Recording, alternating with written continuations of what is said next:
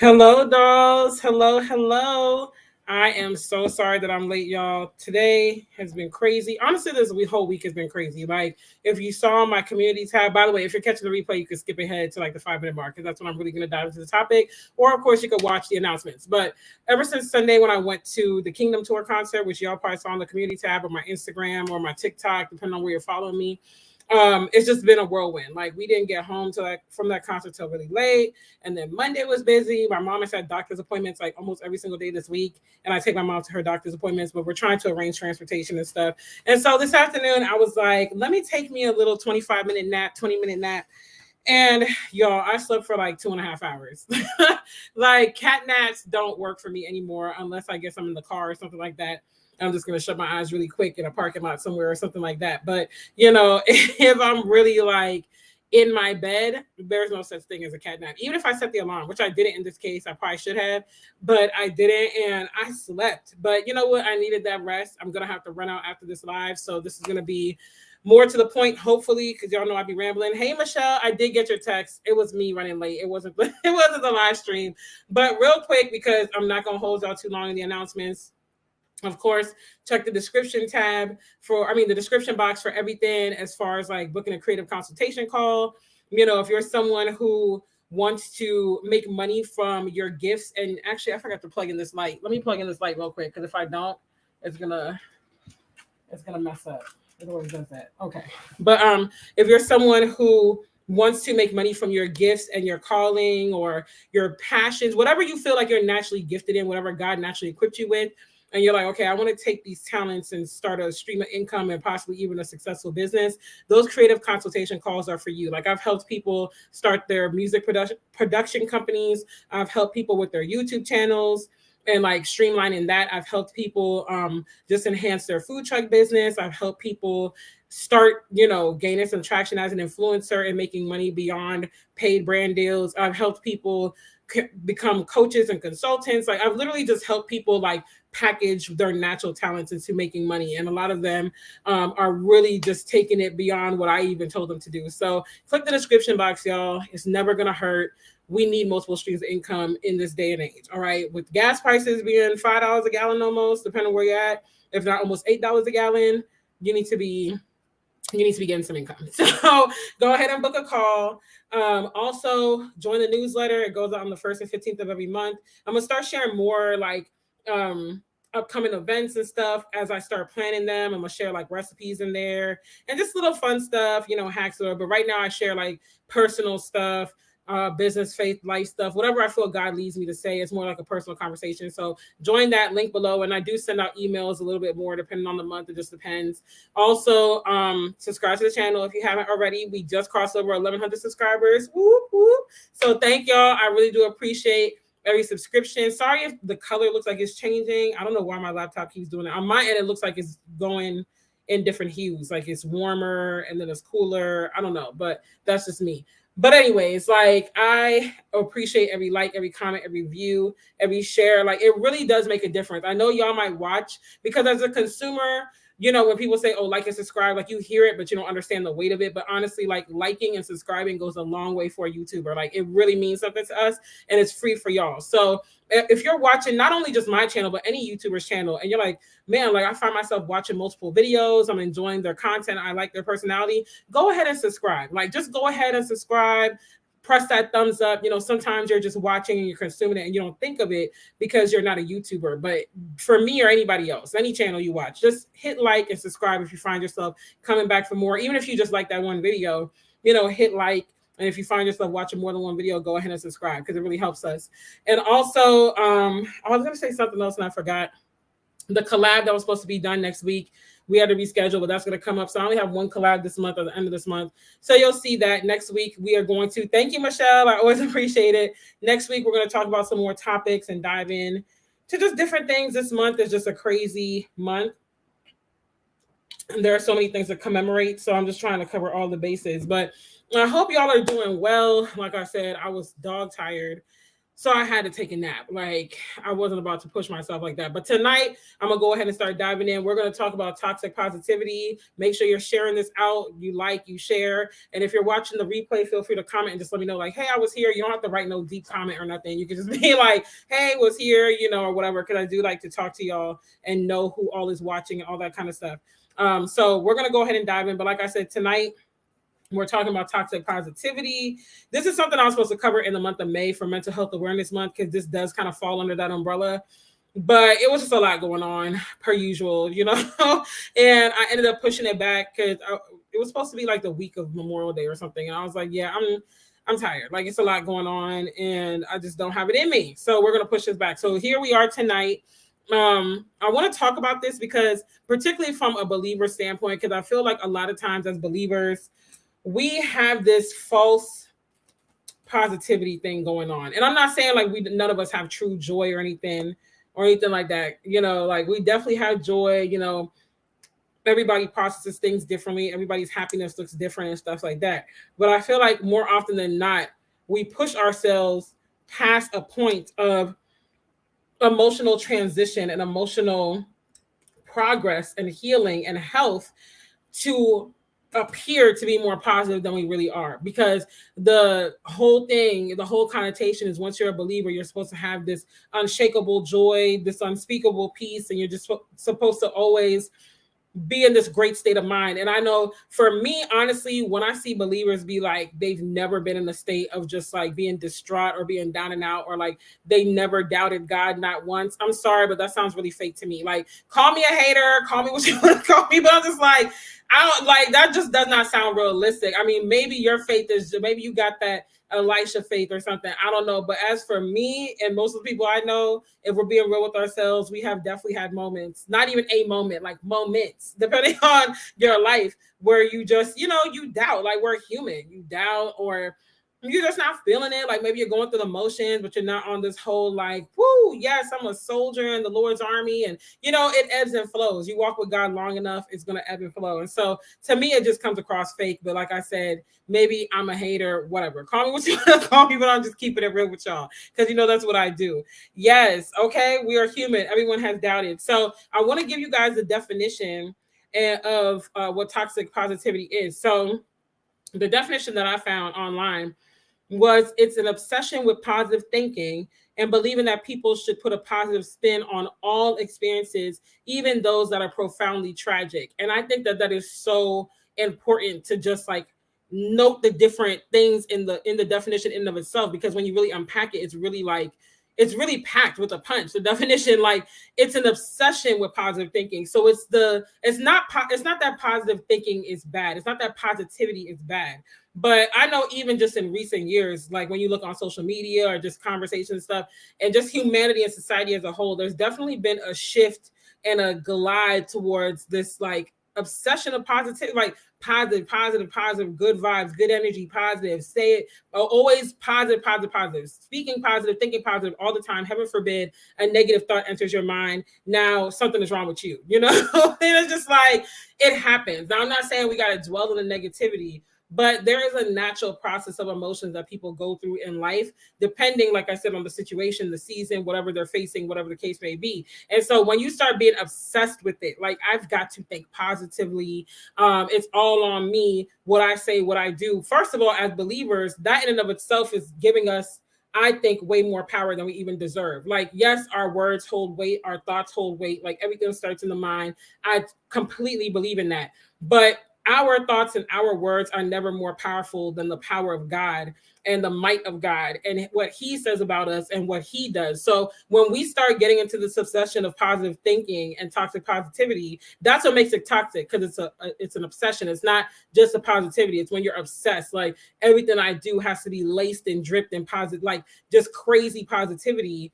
That's not realistic. It's fake, because you're not always positive. You're not always in a good mood. You're not always thinking the right things. And yes, we should be constantly fighting our flesh daily to look more and more like Christ. But even Christ himself didn't always appear joyous. You know, he got angry. He had moments where, you know, he never hated anybody or sinned or anything like that, but he definitely had like a righteous anger. He definitely had moments where he wept, where he was like, God, like, I don't want to do this assignment and stuff like that. And so if he was like, is like God, not was, if he is equal to God and just as sovereign and powerful and stuff, and he had those emotions, who are we to think that our words have so much weight and our emotions have so much weight that heaven forbid I have a day where I have more negative thoughts than normal, that I threw off all of God's will for my life, or like, you know, I completely ruined it. So it's just like, he flipped over that table. Exactly, you know? So it's kind of like one of the YouTubers that I like to watch, he was talking about this a couple of months ago. I want to say it was like 2 months ago or something like that. And he was basically talking about why he's not pressed to get married right now. Because he's like 2 years younger than me, I think. And everyone's like, oh, why aren't you like married? Because, you know, I think he's attractive, but, you know, depending on who you talk to, they might be like, oh, no, he's not cute. But I think he's cute. And it probably is his personality. I mean, I've never had a one-on-one conversation with him, but I think he's attractive. He's very intellectual. Like he's hitting all the boxes that to me makes a man attractive. And so I've thought to myself too, like, okay, you've got this big channel now. Like you've really been growing in the last year or so. Why aren't you with someone? Like, why aren't you seeking marriage? Because you say you want to get married, you say you want kids and stuff. And so he said, within that live stream, because he was hitting different marks as to why he's not pressed to get married right now. He was like, I struggle to even have these honest conversations sometimes because in the church, because he is a Christian, he was like, in the church, it's like, you know, we know life and death is in the power of the tongue, but people take that to an extreme where it's like, heaven forbid you say something like, I'm not pressed to get married right now. Like he was saying that people are like, oh my gosh, like, no, you're going to get married and this and that. It's like, relax. Like, you know, like if it's for me, it's going to be for me, but I'm just saying what I really feel right now. And so that's like a snippet, like just a little microcosm of like how this whole toxic positivity movement has even transcended into the church, where it's like, you can't even say something honestly, like from the heart, if it's not laced in just this like crazy positivity and faith, then it's like, no, you're throwing off all of God's will for your life. And it's like, I'm not that powerful. Like, I'm really not. Like, I think we have to understand that. Like, yes, life and death is in the power of the tongue, in the sense of that it can really change your emotions. It could change your mood. If you're constantly speaking something, you're going to start to believe it in that sense. So you're killing the potential of a situation. You're killing the life of a thing before it can really even have a chance to take off, because you've already told yourself that it's not going to happen. But it doesn't mean like I'm literally killing God's will for my life based on how I speak. I'm not that powerful. Like, I'm really not, you know, and that's a hard pill for some Christians to swallow, you know, but it's the truth. And so that's one thing. And then also looking at the definition when it says believing that people should put a positive spin on all experiences, even if they are profoundly tragic. Like, I can't tell you enough how many times I was going through a situation, because y'all know I don't share enough of my testimonies and I haven't even shared everything, where I was going through hell and high water. I was going through hell and back. And, you know, I'm not joyous. Like, I'm homeless right now. I'm not singing God's praises today. Like, you know, I know he's good. Yes, I know he's sovereign. I know he's Jehovah Jireh. I know all of that, but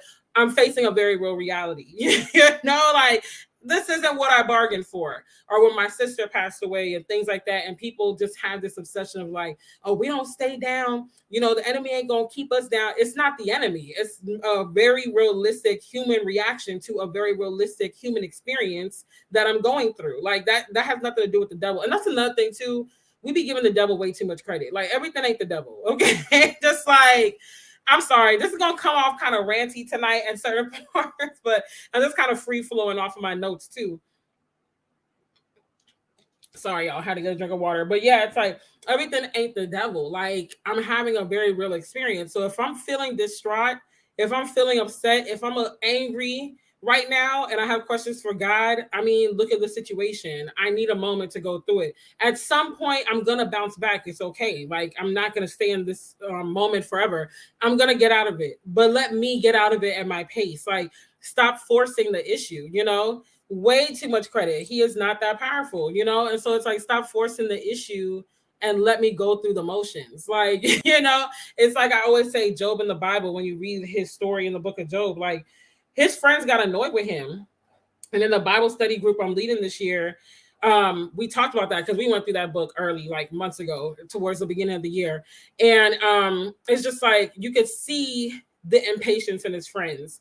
And patience is genuinely a virtue. Like, honestly, if you got the patience to just hold someone's hand or just even be just a silent support. Sometimes they don't need you to say anything. They just need you to just be there, like just physically be here. I don't need you to say anything, but just be in my presence type of thing. That's really a gift and a blessing that not everybody has, you know? And his friends got annoyed. At first, they were kind of like, okay, yeah, we're going to be with you, this, that, the third. And then they started blaming him. You know, when he was like questioning God and he was like, I don't know why I'm going through all this. Like, I really serve God well. Hey, Yasmin, you're not too late because I started really late today. Like, because I overslept taking a nap. So you're not too late. But it's just like, you know, he started thinking like, dang, like I'm serving God. Like, was it something I did? You know, what happened? Like, I don't get it. Why we got to allow this to happen and this and that. And then his friends really started blaming him like, well, you must have spoke something or you must have did something or you.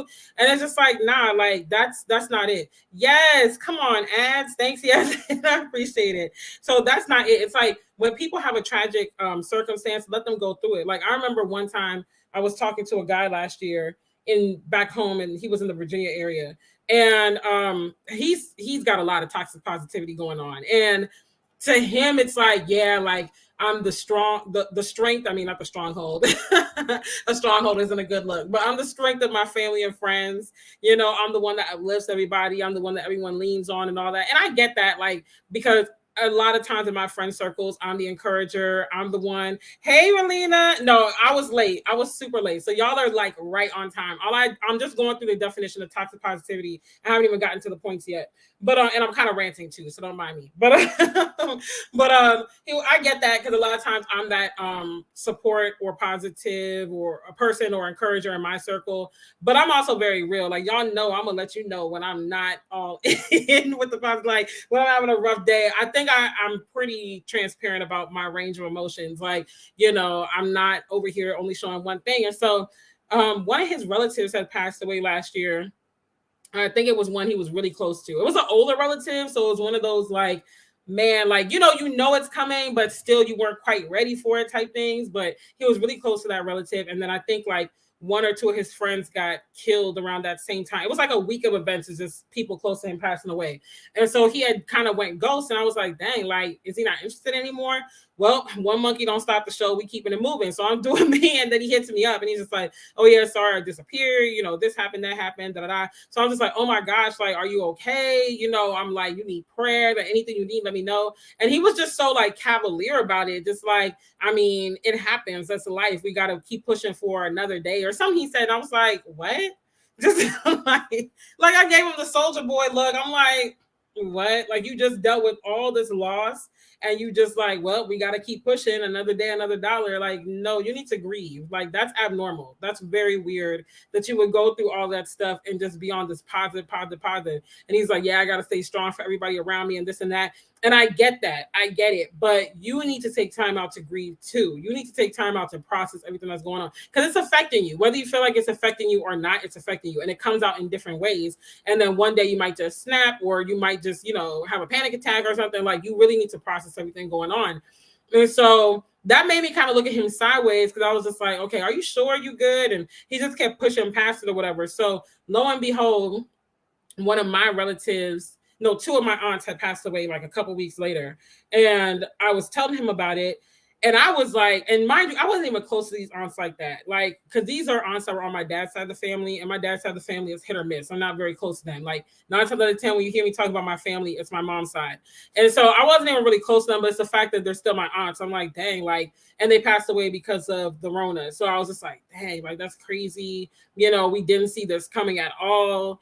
And so I was just talking with him about it. And he was very much on some like, okay, well, buck up, you know, we live to see another day type energy. And I was like, oh nah, like you ain't gonna work for me because I need you to be a comforter. Okay, I need you to give me a shoulder to cry on, to just process everything. I'm not saying that I'm gonna be crying boo-hooing every day, but come on now, like I'm processing my emotions. That's one thing about me. You're not about to just shove my emotions under the rug or my thoughts under the rug.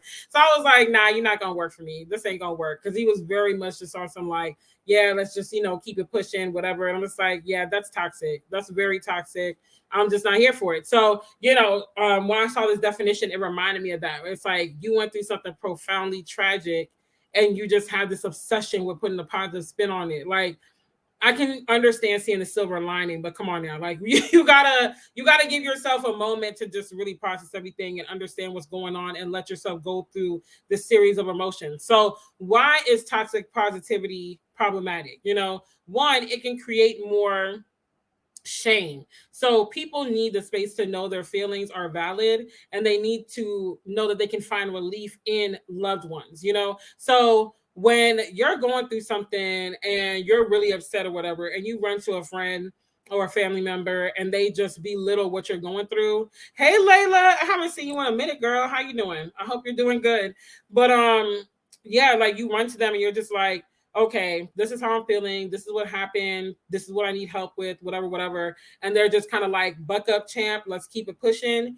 Like, what? You know, they almost put you in a position where it's like, you don't feel like you are valid to feel the way that you feel, particularly like I said, as believers, from that standpoint where it's like it comes with a sense of like, well, you don't have enough faith. Like your faith in God should supersede your human emotions. You shouldn't have these emotions, because once we have God, we're emotionless. You know, once we have God, we good. We are unspeakable joy, unspeakable peace, peace that surpasses understanding. Those are the two areas that we live in: unspeakable joy, peace that surpasses understanding. So once you get into anything beyond that, then it's like, oh, you know, don't let the devil steal your joy. You got to keep your joy. You know, we lean on Christ. This world is passing. Woo, woo, woo. It's just like, whoa, ma'am, sir. Hey, Alicia, how are you doing? It's just like, you're doing too much. Like, I have a few close acquaintances. I really don't throw the word friend around like that. You got to put in some sweat equity with me before I could be like, this is my friend. Like, you know, so, you know, we working on that. Let her tell it, we friends. But I'm like, you know, just like, I'm good too. I'm glad you're doing good. And so we used to talk way more often, and I would tell her things, and she's very much like this too, where it's like, we're not gonna stay down because our praise, you know, makes the devil mad, and he's not gonna be joyous when you praise him, and so he's gonna flee. And what? The devil has nothing to do with this. I'm literally going through a situation right now. Like, why you keep bringing this up? It was light shade. It was honesty. I like honesty better than shade. That's why I don't drop names, because people will be hurt. Like, dang, like I thought we was tight, but I feel like people be too quick to just run and call people friends, and it's like, no, like, we not doing that. We not doing that. You know, we haven't had like some shared experiences, some real transparent talks or whatever. I'm sorry. Like, I love you like a sister. I call everybody sis, but friend is like, And so I used to hate going to her and telling her stuff, because I couldn't be real. I couldn't be transparent and be like, yeah, this is how I'm really feeling. I felt like every time I would get on the phone or see her calling or whatever, I would have to like pep talk myself and be like, okay, come on, get amped. Like, we good. Like, we not bothered, you know, like we got this. We not hurting. We good. And knowing I'm literally crumbling inside. Like I'm literally falling apart on the inside, but I gotta be okay, come on. And so I get on the phone and we're talking. No, it's all good, Yasmin. I appreciate you for watching the ad, so you ain't never gotta apologize for that. You ain't never gotta apologize. And so we get on the phone. She's like, yeah, what's going on? So I update her and I tell her like, yeah, this happened, that happened, but it's cool though. I'm not even sweating it. Like, we good. This, that, the third. And then I get off the phone. I'm just like exhausted from all the code switching and acting that I had to put on. And so then I have to ask myself, like, well, can I really be friends, like deep, close friends with someone that I can't be authentic with and be like, this is how I really feel? If I always gotta be like, yeah, whoop, whoop, whoop, I'm hype, I ain't bothered, you can't be my close friend, because I'm not that tight. Like, you're gonna know if I'm bothered. I'm gonna tell you. And then as I talk it out and, you know, pray and whatnot, like I'll be good in a couple days, a week or two, you know, whatever. But give me a moment. I think it's the opposite for me. I'm like, everyone can be my friend, but are you really my sis? That's good. Yeah, sis for me is like in DC, when people see you, they be like, oh, what up, yo? Or like in Baltimore, they be like, what up, dummy? I know they don't mean no harm by it when they still call you dummy in Baltimore, but they do call you dummy. It's just a greeting. So for me, I feel like sis is a greeting, because like we're all sisters at the end of the day in some way, shape, or form. Like, literally, we all come from Adam and Eve. But you know, a friend is like, yeah, like I know you got my back. Like, I know that we're gonna be good. I know that I can count on you. I know where your loyalty lies and all that kind of stuff. I'm like, can we be realistic? Right. Like, come on now. I've been searching for my passport for a month in our storage unit garage. I finally found it. Wasn't going to stop until I did save it. Yes, come on, $400 saved. Wait, you would have had to pay $400 to replace your passport? What? That's crazy. Is that a Texas thing? I'm trying to think if it's that expensive here. But yeah, I'm glad you did. So praise God for that. That's a very toxic friendship. So I started peeling away slowly but surely. Like it's no beef, if she calls me, if we are ever in each other's area, like I'll hang with her or whatever. But I've definitely learned how to like place friends in different boxes in my life. So I'm not one to like throw the baby out with the bathwater. Like one of my friends that we're not friends anymore, but she would cut you off. Like the first sign of like, oh, no, this ain't gonna work. She cutting you off. Like, boop, gone. I don't want to talk to you. But to me, as long as you're not doing anything super like egregious, toxic, damaging, or hurtful or dangerous to me, I might keep you within a realm, but you're going to be on the outskirts because you never know where someone might be a connect to take you someplace, or, they might come in handy for a certain situation, or they might end up circling back around and being that very encouragement that you need or whatever. Like, so I just like, kind of like categorize people in my life. And some people are way, way out in the outskirts. Like if my life is a stadium and I'm in the center of the stadium on the stage, some people got the backstage passes. Some people got the VIP seats. Some people are in the middle and some people are all the way up in the nosebleeds where they never going to really come that close to me, but they're in the arena. Like, like that's kind of how it is. So, and then eventually friendships just kind of end. So the people in the nosebleeds at some point or another usually end up just not being my friend at some point because it's just life. But the people that have the backstage passes and the VIP seats, like they are going to be the ones that I really lean on, that really know the most about me, that I'm really like, okay, but you got to work your way up to that. Like everyone starts in the nosebleeds. No one starts backstage. You got to work your way up to the backstage level. It costs to get there. Dummy, I would be. I thought you've been to Baltimore. They didn't say that. Well, if they don't know you, they're not going to say it, but I went to school in Baltimore, but I'm from the DMV, so we don't claim Baltimore. No shade to those of you on the chat or replay that are from Baltimore. You know how it is. But that's what they do. They be like, what up, dummy, or whatever. So they be way more like brash with their communication than those of us in the DMV, typically speaking. I personally cannot stand when people call me sis or sister, like we are not related. Wait, I've been calling you sis all this time. Have you been personally like pissed off behind the scenes? My bad. Like, let me know if you don't like sis for real, because I don't want to call you that. And I'm like, yay, like I'm seeing my sis, and you're like, she keeps calling me sis. I cut people off quick. I used to. Wait, do you still cut people off quick, or you used to cut people off quick? I'm notorious for cutting people off quick. You cut people off quick, Layla? See, for me, it depends. Like if the things that get you instantly cut for me are disloyalty. If I find out that I can't trust you, and disrespect. Those three things, boom, like there's nothing to discuss here, you're gone. But anything else where it's like, okay, maybe I can't be as open with you, whatever, it's no problem. I just won't be open with you, but you might. And see, this particular friend, I will give her the fact that she does have a lot of wisdom, and she got Jesus on the main line because her prayers be working. I ain't even gonna hold you. Like I would tell her something and be like, can you pray about this? And that thing will come to pass. So I'm like, okay, I can't cut you off because you need some folks like that. So it's like you got you before the throne for real. Like I need you to get a prayer through for a girl. So, but I just know like I'm not going to open up to her like that.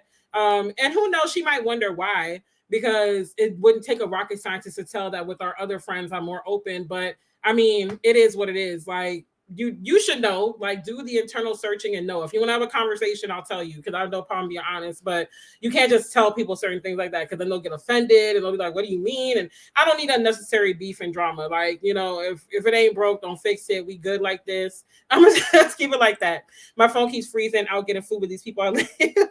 But out here, what are y'all eating for dinner? Yes, I was in Baltimore for like 3 days. Oh, okay, yeah. If you were in the tourist area, they wouldn't call you dummy and stuff. Like, you have to know people there. Well, Leah, I'm so serious. Oh, you used to cut people off quick. Okay, got you. Yeah, I think my cutoff game was quicker too, but then I realized that sometimes people really are just ignorant to the fact that they come off a certain way, like honestly. And then once they find out or time passes, they change. So, and then, like I said, you never know where that next opportunity is who it's attached to, or how someone can end up coming back around and being a light in your life or helpful in a situation or attached to a new opportunity or whatever. So I'm like, let me not be too quick to throw the baby out with the bathwater. I don't cut people. They tend to just fade away. In other words, God removes and blocks. He does. Yes, come on. That's why I say, I was like, everyone starts in the nosebleeds and some of them don't make it to mid stadium or backstage or VIP, right? God, he just removed. God is really good at removing people from me when I think about it. But see, I be getting irritated because I pray and ask God. I'm like, God, whoever's not for me, remove them. And I low key be hating to pray those prayers because then a week later, boom, someone just disappears or there's a little tussle between us. Not necessarily beef, but there's a tussle or whatever. And then they, we're not friends anymore. And I'm just like, dang, like, whew, another one bites the dust, McDonald's. Wait, that's what y'all eating for dinner? Wait, I was talking to Yasmin. Are you eating McDonald's though? I'll cut someone off because they talk way too much. No, a running mouth is dangerous. Like, you got to go if you talk too much, especially if you're talking people's business too much or whatever, because it's only a matter of time before you talk in my business. So, but you got to know people, and sometimes you kind of have to learn the hard way or whatever. But yeah, like, that's the first reason why it's problematic, because it creates a level of shame or like discomfort. Like, I don't even know if I could really talk to you like that. I don't know if I can really tell you how I'm feeling. So yeah, another thing is it causes guilt. So like I said, it sends a message that if you aren't feeling positive, even in a tragic or traumatic situation, that you're doing something wrong. And so that's why I feel like, particularly as believers, we be doing the most. I'm sorry, I gotta call us out. We be doing too much. It's just like, I should not feel bad for having a very human emotion. I'm sorry that I had a thought today that was not positive. I'm sorry. I agree, as when I don't cut either, they just fade away. Right. Like, I'm gonna let God do that. But I should be able to feel what I feel. Let me feel my feelings. Like, everybody needs a good vent session. I'm sorry. Like I said earlier in the live before y'all came in, I was like, those believers in particular, because I'm really focusing on us, because I feel like we need rebuke in this situation. My self-righteousness. But hold on, y'all. But seriously though, real talk. I was saying at the beginning of the live that I really hate the whole mindset of like, you just gotta always be positive, because when I see believers that are like, oh, I've never once had a negative thought. I've never once doubted God. I've always been joyous. I've always had hope. I've always had this unshakable faith. It sounds fake to me. You're giving me fake. Like, call me a hater. People would say I'm a hater, whatever. But it's just like, either you haven't really been walking with God that long and you still in that, like, what we call cage stage moment where you're just really on fire, or you haven't really done this life with God. Like, you got 1 foot in, 1 foot out. You haven't really really been through some things. It's lies. It's like what Candy said, the lies.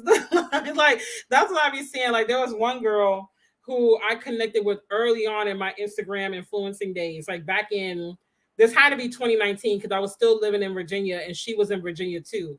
And I connected with a lot of people in the Richmond area, or just different parts of Virginia, honestly, because the state is fairly big, but once you start influencing, like, everyone kind of knows everyone. And so I followed her and showed support. She never followed me back, so I was tight. I'm not even gonna hold y'all. I was like, not with me over here supporting you. And I didn't notice it for some months, because I was just like, oh yeah, she's in VA. I'm a follow. I'm liking her stuff. I'm sharing it out. Like, I really liked her content. And then I just thought, okay, she's gonna follow me back too, because that was just kind of like the unspoken rule at the time. I don't know about now, amongst VA bloggers and influencers. Like, we just always showed each other love. So I missed it. She slipped through the cracks. Knowing me, as petty as I could be, I probably would have unfollowed her immediately if I knew that she didn't follow me back. But nevertheless, she got a couple months of support from me or whatever, and her content was really good. I don't know what she's doing now. I don't follow her. I don't care. But nevertheless, she used to be notorious for that. Like, that whole, like, supercharged super saint. I never doubt. I never had a question. I know that I'm going to be straight type thing. Like, I never got upset. Like, the world could literally be falling apart. She's like, I never waver type thing. And I remember I was watching one of her videos one day with my brother. So my brother had come to visit, and he was like, who is that? Because he was like on the laptop working or whatever, but the volume was up. So he was like, who is that talking? And I was like, oh, it's such and such or whatever. And he was like, she sounds so fake right now. Because what she was telling the story about was honestly a tragic situation. Like, anybody going through that situation would hurt. Like, it was not something where it's like, okay, yeah, I can see how you wouldn't be shaking. Like, it was a very tragic, tumultuous situation that she was doing like a testimony video on or whatever. And she was even crying in the video and everything. So I'm just like, dang, like, what? But you said you never got upset, but you're upset right now. What do you mean you never got upset? And so my brother was like, yeah, I can't stand when people do that. Like, just be honest, because it paints this fake picture that we're perfect and like we're these people that are just like robots. Like, it takes away the humanity. And it's like, the good thing about our faith is that it enhances our humanity. Like, I'm flawed, I'm imperfect, I'm a hot raggedy mess, but God, like, he helps me through it. Like, yes, I was down and out, but he helped me through the emotions. Yes, I was struggling with the depressive episode, but he helped me overcome it. Yes, I did have an anxiety attack, like when I did my live stream at the end of May with Yasmin and Shay, but he got us out of that. Like, it's like, but God, like, it's literally a but God thing. So it's like, when you have this fake, like, oh yeah, I never wavered or whatever, it creates guilt in those who do struggle in that area, or who do have those feelings. Like, you are not always positive, but my dad be acting like this. Are you serious? Like, I'm not even gonna lie. When you did the video with him, I was like, now he did have me shouting now, because he was like, we came this far by faith. I was like, come on now, you better preach. But yeah, I can see, like, because too, he's also from that generation where that was very much the thing. Like, you do not show your emotions. I'm glad that this generation is so open about mental health and, like, the toxic positivity and stuff, because the prior generations, you better smile and act like it's all good. You better not tell someone what you're going through. I feel like people like that probably have everything going their way, but when the devil doesn't feel like you are a threat, he gonna leave you alone. Ooh, you preaching, sis. You preaching, really. You are preaching, because come on, listen, the torment that I have had to deal with, the obstacles that I have had to overcome, like, I know that I have a big calling on my life. I mean, the proof is in the pudding. I mean, I don't have millions of subscribers yet or anything, but it does make a difference. Like, just the impact that people have told me that I made. This isn't me tooting my own horn, but just like people telling me, like, wow, you really helped me through. I've literally gotten messages and emails where people saying, you helped me through my anxiety, you helped me through this, you helped me through that.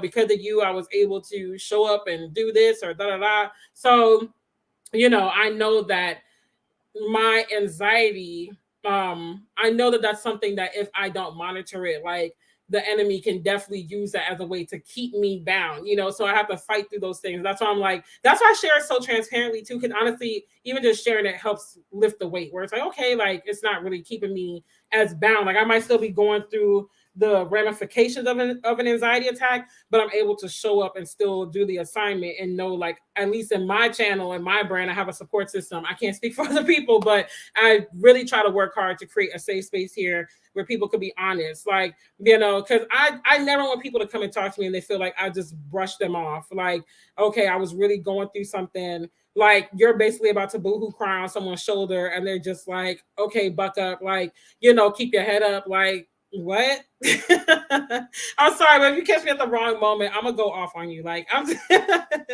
like, don't do me like that. Don't do me like that.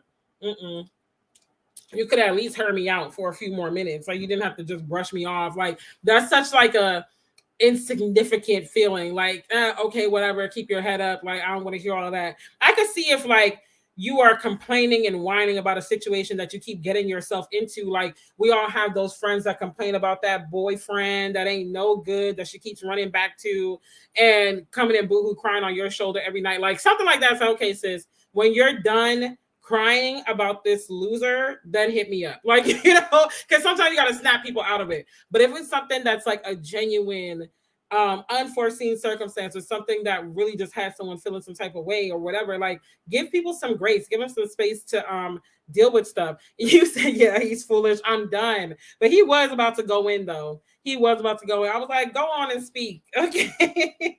We've come this far by faith. Come on now. And also why it's problematic is because it avoids authentic human interaction and emotion. And it serves as like an avoidance. Like, it's like I don't want to deal with anything that's going to make me uncomfortable. So I got to shut you up so that I don't have to deal with it. And it's like, we got to do better. Yeah. I can't stand when folks tell me that. If it's one thing Rondelle going to do is keep her head up. I don't need you to tell me that. I need you to give me a listening ear, give me some encouragement, some affirmation, speak life into me, and then we can keep it moving. Because I'm going to keep my head up. I don't have a choice. There's too many things, and people relying on me. But it's like, yeah, like that avoiding kind of mechanism where it's like, yeah, to me, it's like evidence of a surface level relationship too, because it's like, if I can't get deep with you, if I always got to skate on the surface of positive feelings and happiness and all this good stuff, then are we really even friends? Because I feel like when you go through like really tragic situations, or you go through unfortunate situations and stuff, and y'all cannot even not only just as friends, but as family or as a couple or whatever, and y'all can get through that situation and come out stronger than ever. Like, you can lean on each other and encourage one another and help one another navigate it and stuff. I feel like you come out even better and stronger than ever in those situations versus if we're always surface level. But I can't at this point in my life, I can't have a bunch of surface level people around me. Not in close proximity. Again, you could be in the nosebleeds, but as far as like close access, nope. I got to be able to get deep with you. I got to be able to be raw and authentic and real and just let it all hang out. And I can't have you be shocked by that, because some of the things I go through in life, if you're shocked to a point where you're like, oh my goodness, like I don't want to talk about this or whatever, you're not going to be able to last long as a friend of mine. Because my life is like a reality TV show. Like, honestly, I mean, the nosebleeds in the stadium of my life, you're in the nosebleeds if you can't be real and raw with me. But it's like, yeah, like my life is like a reality TV show. So you got to be able to, take it all in, because it's a lot. I seriously need to get a production company or a camera crew or somebody to follow me around, because you can't make this stuff up. And a lot of y'all in the chat know a lot of different things where it's just like, yeah, like that's crazy. Like, so you can't make this stuff up. I need to be getting paid for this kind of drama and this kind of stress. It's pretty chill now, though. I'm not going to lie. My life is pretty chill right now, but it's just like, yeah, I need to be getting a check for this, because this is good TV.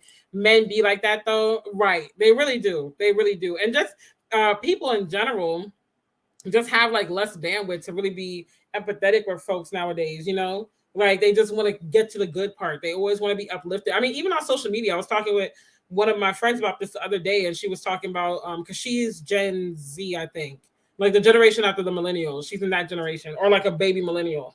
And she was saying her generation is very much like just always getting to the money, getting to the bag, never upset. I catch flights, not feelings. Like, I'm never bothered. The toxic unbotheredness. Okay. Just like being unbothered is cool, but being unbothered all the time, like that literally does not make sense. Like, you're bothered. Even the fact that you're saying you're unbothered, you're probably bothered right now. And it's okay. Like, there's nothing wrong with being a little bothered, And so she was like, it gives no room for, just human emotion. Cause she was telling me about an influencer who was also going to college in Louisiana that had taken her own life or something like that, I think. And it shocked everybody, because she was one of those types that was always positive, always in a good mood, always the life of the party, always like, encouraging and all that. So everybody was like, oh my goodness, like we didn't expect this. Excuse me. And so she had wrote like this long post on her Instagram before she proceeded to take her life. And basically she was like, I can't do this anymore. I can't be myself. I had read it when it happened, when she had told me about it. But the gist of it was like, I can't do this anymore. I can't keep holding on to these emotions. I can't keep faking the funk. I'm always there for everybody, but no one's really there for me. When I basically alluded to the fact that like when she would go to people for comfort or to just be transparent and authentic, they would basically give her this whole toxic positive kind of response. Like, okay, whatever, like don't be down. Come on, let's get to the bag. Let's, like just brushing it off. She's like, I can't do this anymore. And so unfortunately it ended in that for her. And everybody was like, oh my goodness, I wish that I had listened more. I wish that I had did that. Yeah, I shoulda, coulda, woulda, I wish, but now it's too late. And so I'm just like, that's the problem. So, she was just telling me about that. And she was like, the one thing that she admires about the millennials is that we are a little bit more outspoken about it. And like, we gonna more than likely say what's bothering us, even though we struggle with it too. And so that was just a very real conversation. I'm like, and that's the problem when you kind of like shove people into this corner of just constantly having to be upbeat. Now you're forcing them to struggle in silence. But then you tell people not to struggle in silence, but then when they try to reach out, then you push their back up against the wall to where they feel like they don't have a choice but to struggle in silence. Yes, production company, I wouldn't be surprised if you did have your own company one day. Though, says you need your own TV show. Yes, come on. We're speaking that. Yes, I'm in agreement on that one. Because listen, like I need some checks for this kind of life I'm living. Yes, I only want advice if I ask, what do you think? What should I do? What would you do? Right, like I'm very careful about the advice that I give, and it depends on the moment. Like I know we've had times, Jasmine, on the phone or voice notes where I might drop a nugget of wisdom here or there, but I'm not like, so what I would do, like I'm not coming in bold and brazen like that. Because I know, like, if someone did that to me, I'll be like, nope, I don't want all that. Like, I just need an ear. I just need your presence right now. Right. Otherwise, I just want someone to listen so I can communicate that so neither one of us got to get upset. Exactly. That's all I need. That's all I need. Also, I think I only have 2 more points. Do I? Yeah, then I want to talk about signs of toxic positivity and then how to avoid it, and then we'll be done. So the last reason why toxic positivity is problematic is that it prevents growth.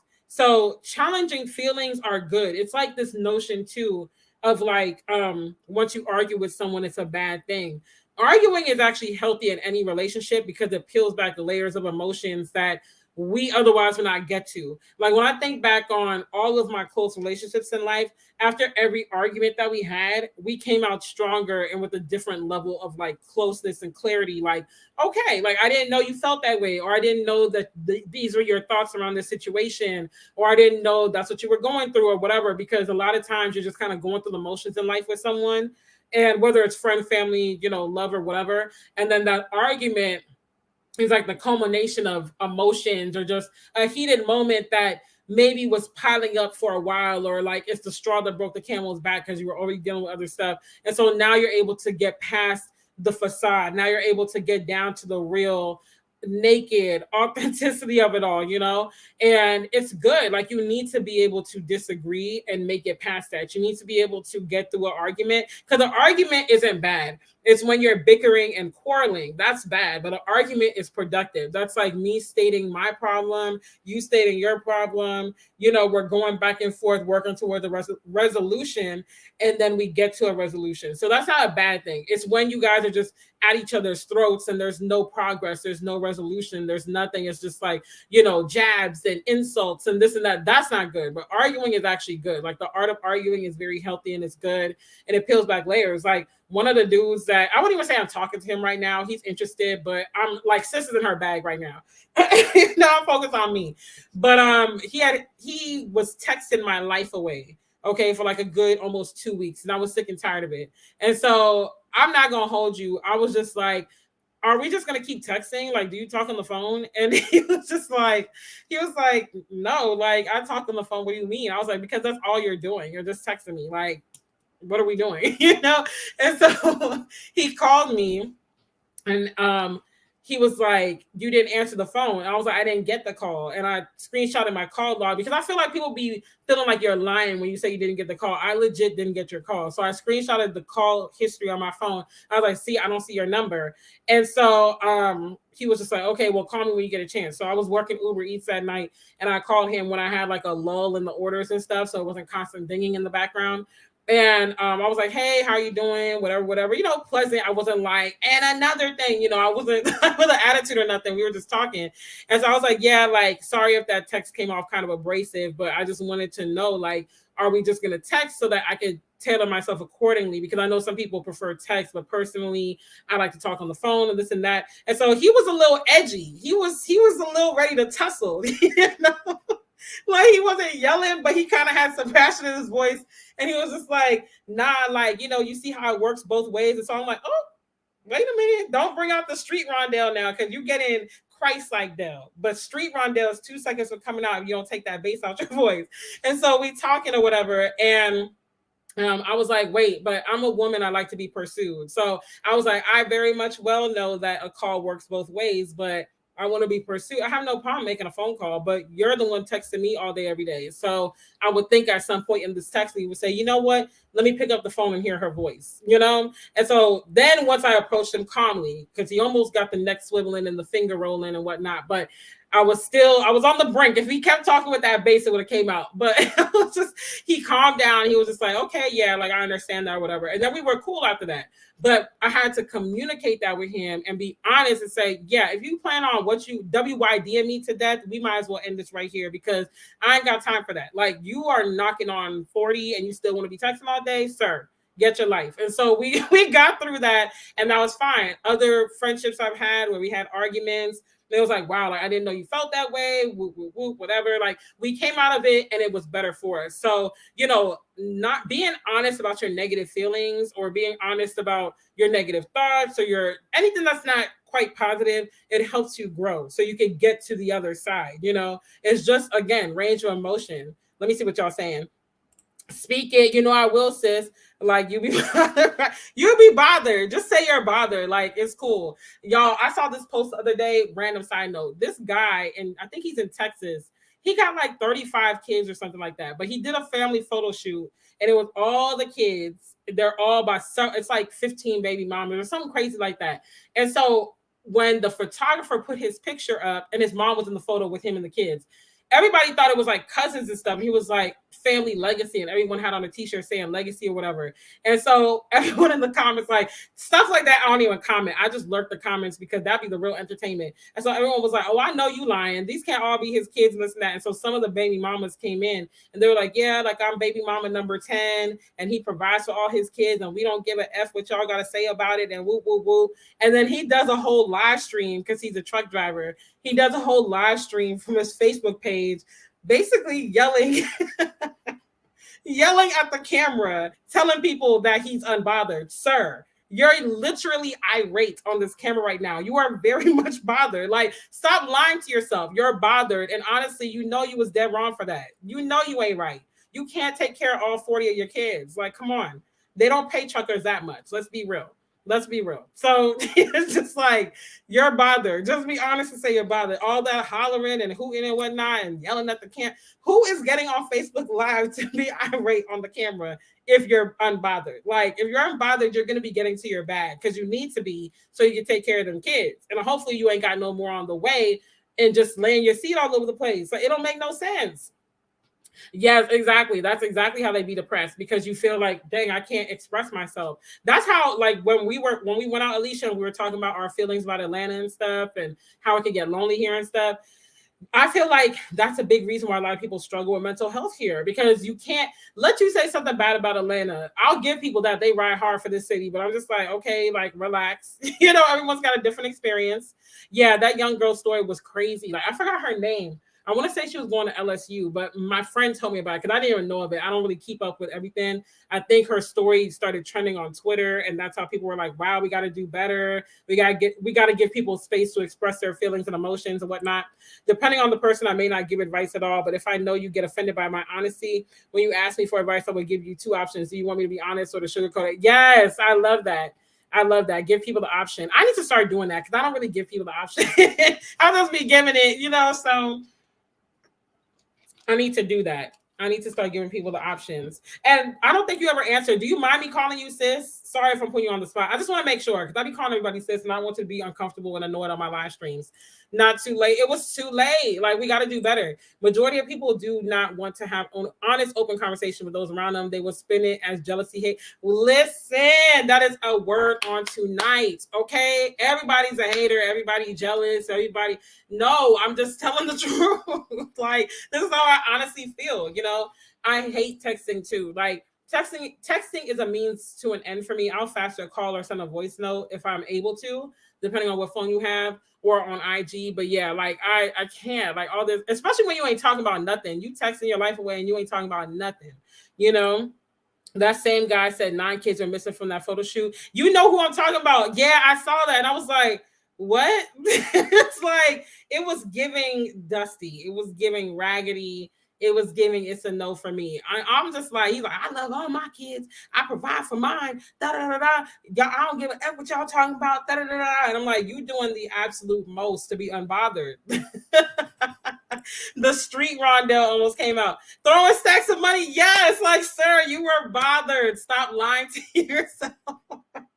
And in the comments, he was like, that was $20,000 right there. That's more than some of y'all make. And someone in the comments calculated it. And they were like, $20,000 for all your kids is like $600 per child. That's nothing. Like, why are you throwing that in the air? Like, that's making a difference. Like, that's not doing anything. Like, I was weak. The comments had me weak because I really thought it was a joke. I was like, wait, why are they wearing all these legacy shirts? I was like, this is a family reunion? And then I looked in the comments. People were like, yeah, those are all his kids. He's famous in our town for having the most kids and this and that. And he was like, I don't pull out.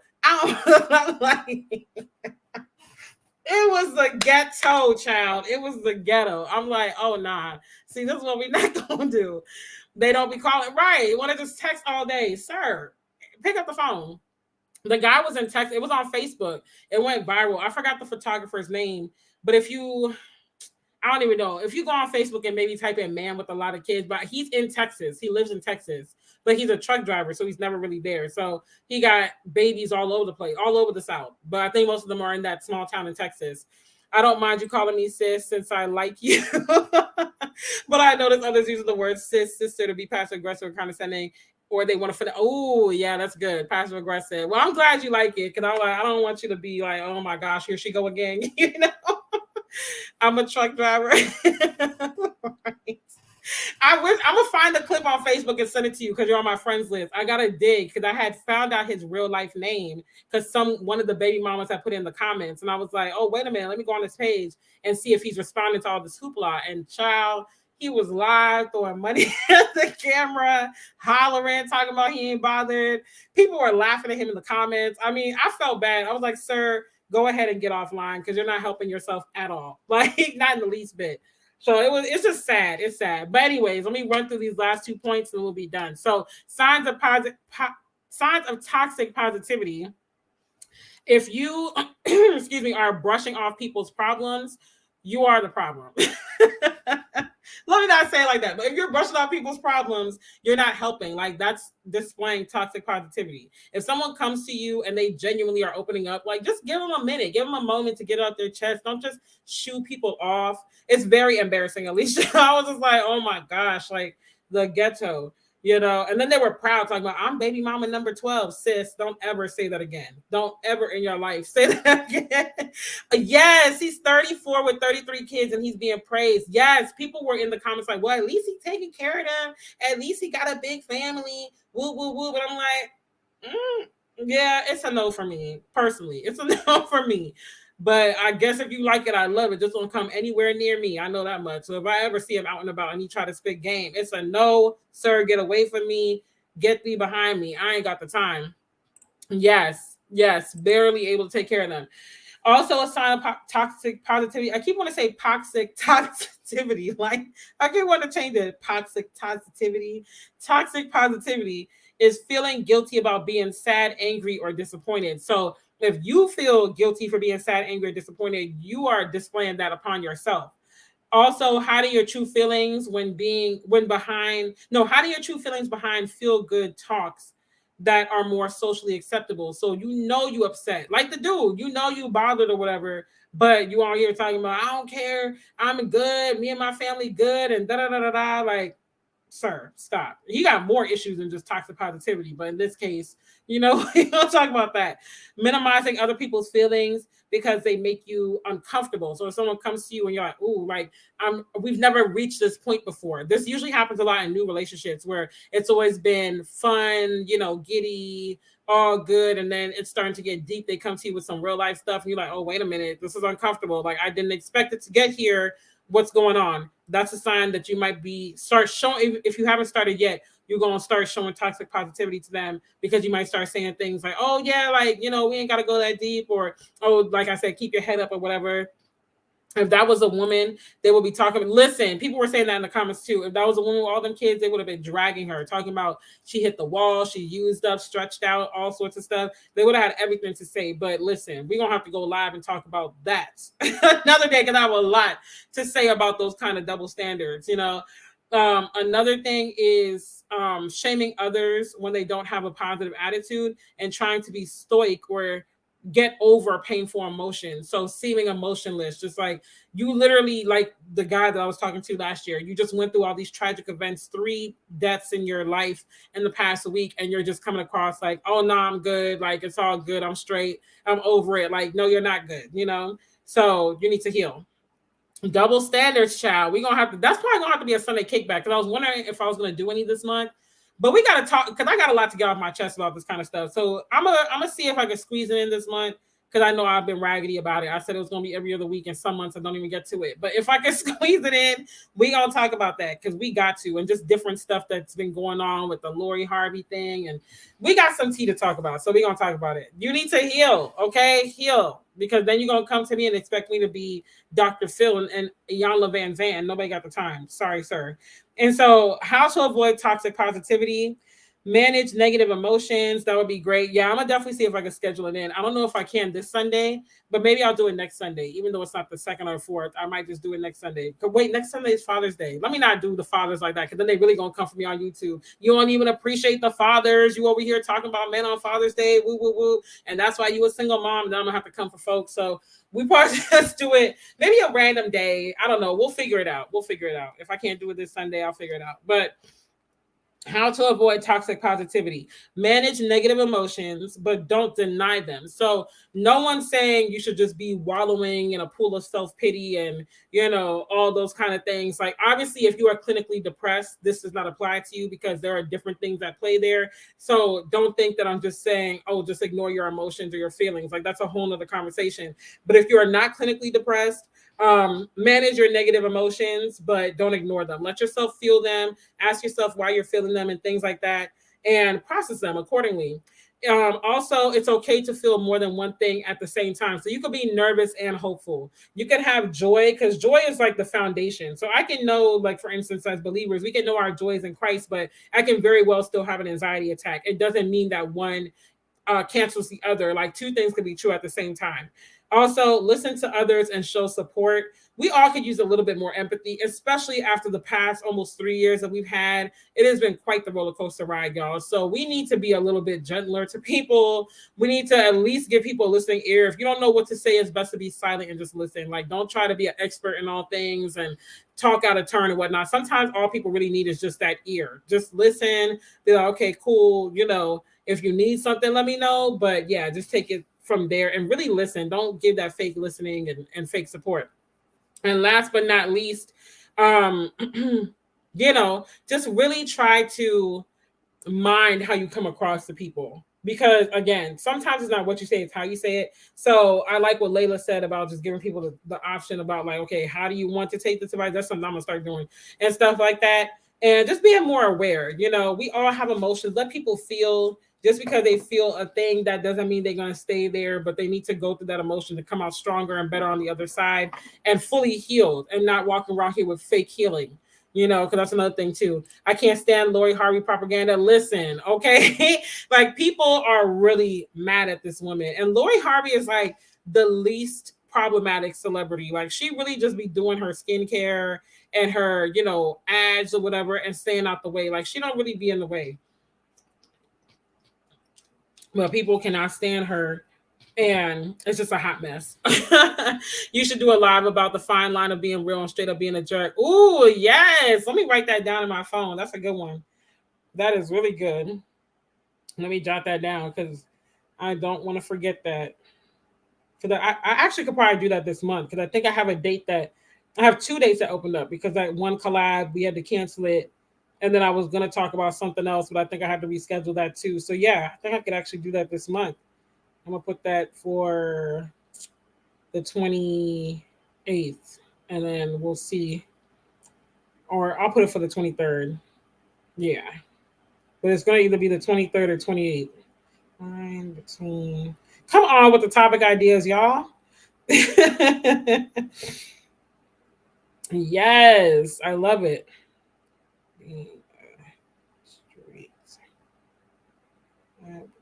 Yeah, I like that. That's a good one.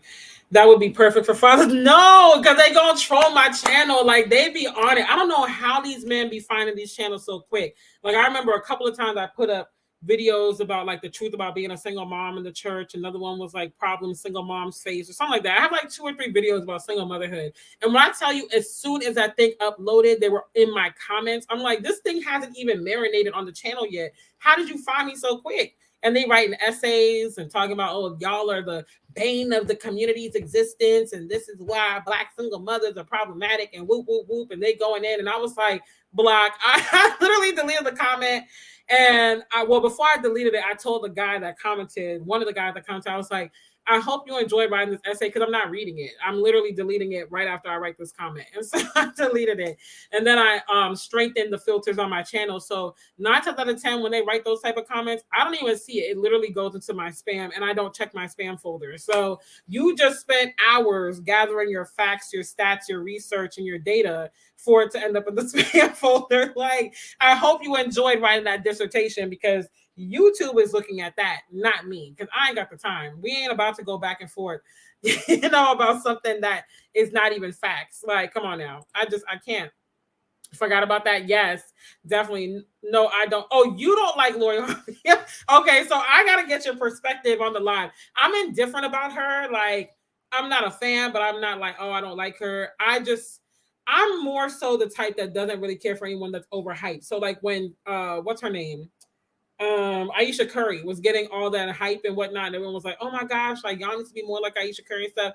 I was like, "Ill, like it's nothing against her, but it's just like the overhype that some people get. It's like, like I don't really care for them, but it don't make me never mind at the same time. It's weird, but yeah, or understand why she is so popular. I'm actually trying to figure that out too. But honestly, it's the last name, it's who her stepdad is, and let's be honest, it's pretty privileged. Oh man, that's gonna step on some toes. Now she is pretty, I'm not gonna throw all the hate and be like, oh, da da da. Like, I never tried her skincare, probably never will, because I already have a routine that I like and that works for me for the most part. But she's I'll give her that. She's unproblematic. And a lot of people be on her more so than her on a lot of people, but she do be dating quick, but I can't even judge off that because when I was in my 20s, not quite her age, because by her age I was engaged, but a little earlier I was dating. I was all over the place, like So yeah, I can't really judge on that one, but yeah, I would say I don't care for her. Not don't like her. Okay, yeah, I could definitely see that. I know a lot of women. Well, I know some women that literally don't like her at all, and I know I feel like more women are just kind of like, okay, like indifferent, like, like, Well, you can use Kevin Samuels for an example and Kendra Diaz as an example for that topic. That's very interesting. Wait, for which one? Which one? Fresh in my memory because I done threw a few topics out there. Wait, are you talking about for the one that Layla has suggested, being real and being a straight up jerk? Are you talking about that one, Alicia? She overhyped. She's overhyped and she don't provide no value. We're not her target audience. We're not her target audience. Like, we're definitely not. She ain't marketing to us at all. The relationship was a PR relationship. Yes, I might just have to squeeze a Sunday kickback this Sunday. I'm gonna have to figure it out. Because we got to talk about this while it's hot. Like, what is fresh off the oven, off the stove? We got to talk about this because I definitely have my thoughts. So I'm gonna see what time I can squeeze in. It might be early afternoon. It might not be 8 p.m. like most of my Sunday kickbacks. It might be like after I get it from church and get settled in, to be honest. But I'm gonna look in and see, because I don't think I have anything to do after church on Sunday. I don't think, but I'm gonna keep y'all posted because I do want to talk about a couple of these things. Like, because now I'm getting amped up. Now I'm like, okay, yeah, we gotta talk about this. I want to hear y'all's perspective. What time on Sunday works for y'all? Let me ask that. What time? Because I'm Eastern time. So what time? Tell me what time zone you're in and what time works for y'all. I think y'all are both Eastern. Well, I know you're Eastern, Alicia, and I think you are. You should be too, Layla. I think we're all on the same time, but let me know what time works for y'all. And in the comments, you could do that too. Yes, sis, I was engaged. Okay. Did I tell that testimony? Yeah, it's an old video. I'll post it in my community tab and text it to you because I was engaged at one point and it just didn't work out. But it was no beef between us. We actually were friends for years. We tried to date 2 more times after that. He asked me to marry him 2 more times after that. And then it just got to the point where it was like, look, we ain't making no progress. Like, we just keep hitting a bump in the road where it's like, nah, I'm not ready, or, oh, let me do this, or, oh, whatever, So he was there for me when I got pregnant with Christian, everything. He bought the stroller. He did a lot. So he was really, really helpful. But we just waned off, honestly. He did slide in my DMs a couple months ago trying to get me to do something, some business venture he was starting. I think he wanted advice or child. I don't know. I don't even think I read the message. I just I kept it moving. I was like, whatever, being real. Yes, the one. Oh yeah, okay, yeah. So that's good. Let me actually make a note of that. Kevin Samuels versus Kendra G. I like Kendra G. I be watching her YouTube lives now sometimes. Let me make that note. Versus Kendra G. That's a good one. Yeah, that's gonna be either the 23rd or 28th. I'm gonna see what all I come up with. She ain't marketing anything. I thought she had skincare. Like Lori Harvey has a skincare line. I thought she was marketing that. I know she was on a couple of talk shows marketing it, The Real and stuff. Child, I don't know. I don't know. Anytime on Sunday, okay, yeah. I thought you were Eastern time, 1, 2, or 3. Okay, so I think I might be able to do 3 because 1 o'clock I'm like just getting out of church. I'm gonna see if it's not 3. It's probably gonna be. It'll be before 8. I know that, but hopefully you could jump in because I do want to hear your perspective about these things. What? Yeah. What, girl? No. Like you should get back with him. No. Like I'm over that. Like he's cool, whatever. I'm not gonna lie though. His profile picture. I'm glad he don't watch my YouTube channel because this is too much. But his profile picture that he put on Instagram, he's looking good. I can't even lie. Like he's definitely like my type when it comes to like stature, just how he carries himself, all that. So I can't even hold you. I was like, hold on now. After he sent in my DMs and I saw the profile pic, I was like, wait a minute. I might have to give you another chance. But no, we had like a falling out, so-called, not even so-called, it was a falling out in 2020. But he always apologizes. But I'm like, nah, because you were out of pocket for that. But I'm not gonna belabor y'all with the details of that. That could be part of the Sunday kickback. If y'all want to know, I could tell you all of that on Sunday or whatnot. Oh yes, I watch her on IG. Lori Harvey, you watch? Oh, Kendra, sorry, I'm getting confused. Yeah, I was watching her on IG, but she just switched her shows to YouTube as well, so I'll be watching her on YouTube. I don't like Kendra G. She's always trying to drag the women. Ooh, you know what? That's a good point that you brought that up. But not the men who come with baggage and unrealistic expectations.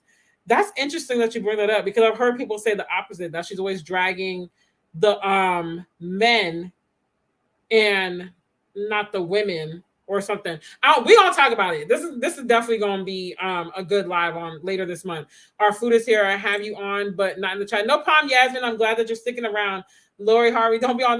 Lori Harvey don't even speak. I was shocked to hear her voice on The Real. I was like, that's what you sound like. Oh goodness, I thought I said that a while.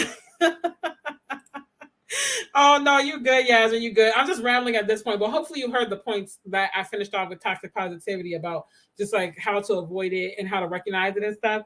But anyways, y'all, like I said, let me wrap this up because I'm rambling at this point. But tuned in, but cleaning. Glad that you stuck around, and you never told me what you had for dinner, Yasmin. But I'm about to hit the run. I'm about to skedaddle, but I am thinking I'm gonna try to squeeze in a Sunday kickback this Sunday. It's gonna be before 8 p.m. I'm gonna aim for 3.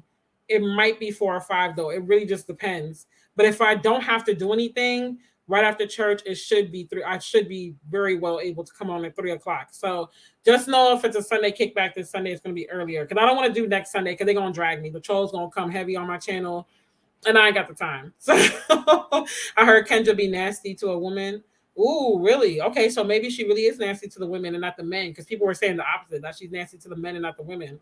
I got to look at some more live streams because I be catching her sporadically and I don't always stick around for the whole thing because sometimes she be rambling too much in the beginning. So I'm going to look and see because I can see that. She definitely gives me that energy like she has no time for the women type thing. But yeah, we're going to get into it, y'all. We're going to get into it. So that's going to be, we're going to talk about Kendra G later. But this Sunday, we're going to talk about Lori Harvey. And let me make a note of that just in case I do get to schedule it. So what did I say we were all going to talk about? Lori Harvey and MBJ, and there was something else that I brought up in passing that I said we got to talk about on Sunday. I might have to play this back to hear it.